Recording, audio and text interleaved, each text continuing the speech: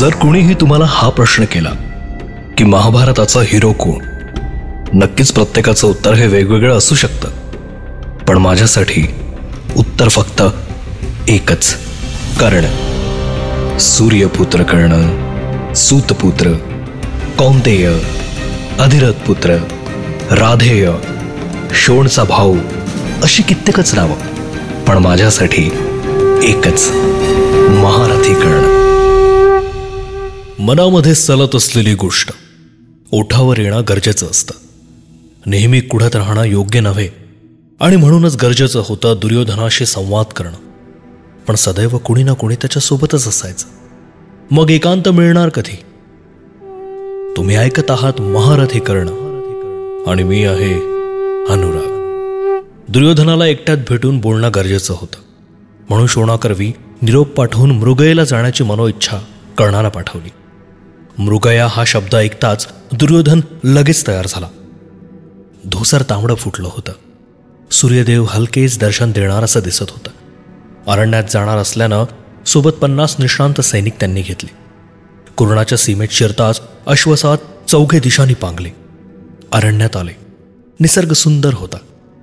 पण आता जो विषय काढणं गरजेचं होतं, ज्या विषयाबद्दल बोलणं गरजेचं होतं, पांडव कौरव यांच्यामधले मतभेद मिटवणे होतं, किंवा युद्धासाठी प्रोत्साहित करणं होतं. आजूबाजूची मृगया, ते सगळं वातावरण आणि वनात असणारा तो अभाव, हे सगळं पाहता कर्णानं ते बोलणं टाळलं. लगेच हरिणांचा एक कळप दिसला. कळप दिसताच दोघांनीही एक वेगळीच चर्या आणि लगेच एकमेकांना खुणावलं. एका वेगळ्या साधनेत कर्ण आणि दुर्योधन बसले. त्यांनी बाणांची प्रत्यंच चढवली आणि पुढे बघता बघताच जवळपास 1, 2, 3 असे लागोपाठ 6 बाण सोडले. त्या बाणातून मृगया झाली हे लक्षात आलंच, पण मृगया झाली ती झाली कशी? प्रत्येक हरणाला एक बाण तरी लागला असावा, याबद्दलची मोठी चर्चा रंगली होती. अचूक टिपलेले ते 6 बाण कुठे आणि ते 6ही हरिण कुठे हे बघायला 50 निष्णांत सैनिकांपैकी काही सैनिक पुढे सरसावले. तितक्यात कर्ण उठून उभा राहिला, फक्त बघायला की प्रत्यंचा चढवलेली आणि हरणांचा कळप दिसलेला आणि यातून असलेले ते बाण गेलेत कुठे. पण एक जोरदार आवाज झाला, कर्ण मला वाचव! ती आर्त अशी हाक ऐकताच कर्णाला सुचेनाच काय झालं. दुर्योधन बसल्या जागेवरून उठायचा प्रयत्न करत होता, पण तो उठूच शकत नव्हता. जरा मागे वळून पाहिलं आणि तेव्हा लक्षात आलं की हस्तिनापुराच्या या सम्राटाचा अर्ध्यापेक्षा जास्त पाय अजगरानं पुरता गिळला होता. खूप प्रयत्न केला. झटपटीनं कमरेचा चाकू काढून स्वतःच्या पायाची पर्वा न करता दुर्योधन वाटेल तिथे खुपसायला सुरुवात करायला लागला. पण जाड कातळ असलेलं ते जनावर काहीही केल्या आपली पकड सैल करत नव्हतं. कर्णाला काहीच सुचत नव्हतं. इतका अवाढव्य असणारा तो अजगर अचानकपणे का? कुठेतरी बोलणार होतो, काहीतरी चर्चा करणार होतो. ती चर्चा निसर्गाला सुद्धा नको होती का?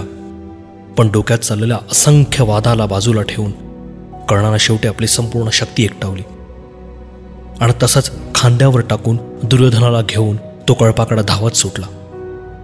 निष्णांत सैनिक आजूबाजूलाच होते. वनाच्या आजूबाजूला बरीच मंडळी जमली. हस्तिनापूरचा सम्राट अशा परिस्थितीत बघता बघता लोकांना काय करावं सुचत नव्हतं. तो अजगर अजूनही त्याच्या पायाला तसाच लुमकाळलेला होता. सैनिकांना बघताच कर्ण ओरडला, बघता काय मूर्खांनो, पाय सोडवण्यासाठी माझी मदत करा. आजूबाजूला असणाऱ्या सैनिकांनी अजगराला पकडून ओढायची सुरुवात केली, पण तो काहीही केल्या आपली पकड सैल करेना. पण शेवटी कर्ण जाऊन छाताडावर बसला. त्याने दोनही हात अजगराच्या सरळ तोंडात टाकले. त्याचे दात पकडून त्याचा विळखा सोडवण्याचा प्रयत्न केला. काहीही केला तो आपला विळखा सोडत नव्हता. अंगाची पूर्ण ताकद एकटावून स्नायू टरटरावून फुगवत कर्णाला त्याचे दोन्ही दात बाजूला केले. तेव्हा कुठे हलकीशी सैल पकड झाली. कर्ण ओरडला, दुर्योधनाचा पाय बाहेर काढा आणि तिथं असलेला एक हरिण लगेच याच्या तोंडात द्या. एक नाही तर चांगले 2 हरिण त्याच्या तोंडात देण्यात आले आणि तिथून हस्तिनापूरच्या युवराजाचा पाय बाहेर काढण्यात आला. संपूर्ण पाय काळा निळा झालेला होता. तोपर्यंत अजूनही दुर्योधन शुद्धीत आलेला नव्हता. कर्णानं लगेच पाणी मागवून घेतलं. त्याच्या चेहऱ्यावर शिंपडलं. प्रयत्न केला त्याला उठवण्याचा. शेवटी दुर्योधनाला जाग आली. पण जाग आल्यानंतर तो जरा अशा आविर्भावात होता जणू असं काही घडलंच नाही. त्यानं फक्त इतकं विचारलं की आपण सोडलेले बाण किती हरणांना लागले, त्यापैकी आपण किती टिपले. तो सहज घोड्यावर बसला आणि कर्णाबरोबर लगेच हस्तिनापुरात आला.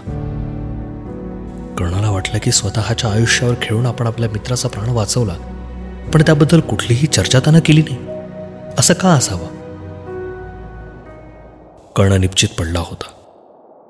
दुसऱ्या दिवशी परत तसाच तांबू सुकवलं आणि स्वतः अमात्य कर्णाकडे चालून आले. कर्णाला कळेच ना की काय झालंय. स्वतः अमात्य आल्यानंतर कर्ण त्यांना म्हणाला, सकाळी सकाळी तुम्ही इथं? अमात्य म्हणाले, तुला महाराजांनी बोलवलंय. महाराजांनी का बोलवलं? हा मोठा प्रश्न कर्णाच्या डोक्यात फिरत होता. पण लगेच त्याच्या लक्षात आलं की कालची सगळी हकीकत स्वतःहून युवराज दुर्योधनानं जाऊन वडिलांना, प्रजेला, सगळ्या हस्तिनापुराला ओरडून ओरडून सांगितलेली होती की आज जो तुमचा युवराज जिवंत आहे त्याच्या मागे फक्त आणि फक्त अंगराज कर्ण आहेत. अंगराज कर्ण आहेत. महारथी कर्ण.